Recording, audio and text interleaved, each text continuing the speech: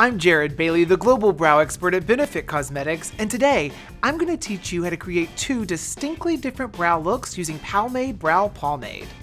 Our pomade comes in 8 versatile shades. You want to pick a shade that matches the undertone of the hair on your head. Jackie, my model, has deep brown hair with warm and cool undertones, so I'll be using a deep neutral shade number 4.5.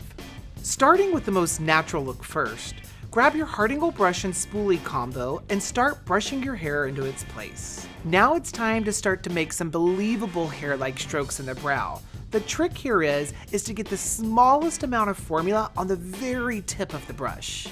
Gently tap the broad side of the hard angle into the formula and lightly drag the brush along the wiper to remove excess product and shift the remainder of the formula to the very tip of the brush. Now you'll use the thin tip of the brush to begin making flicks through the brow in the direction of your hair.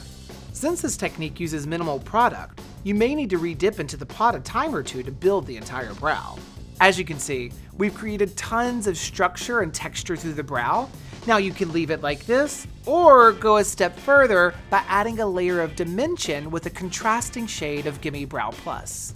If you used a deep shade of pomade, you'll be using a lighter shade of Gimme Brow Plus. If you used a light shade of pomade, you'll use a deeper shade of Gimme Brow Plus. Both formulas with the same undertone, of course. Sweep Gimme Brow Plus through your hair, avoiding pressing down on the skin. Keeping the formula on the hair is going to bulk up its natural looking density without blurring any of the texture you created underneath.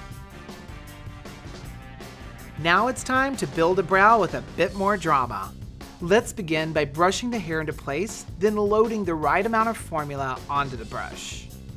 Create a smooth, fluid line along the base of the brow, starting where your hair begins to lose its natural density. Working from that line, use the remainder of the product on your brush to gently brush upward and fill the body of the brow. If you want max drama, recreate that same fluid line along the top of the brow to create more contrast between the skin and the hair. Gently buff the remainder of the product from your brush into the front of the brow to keep it soft but still full.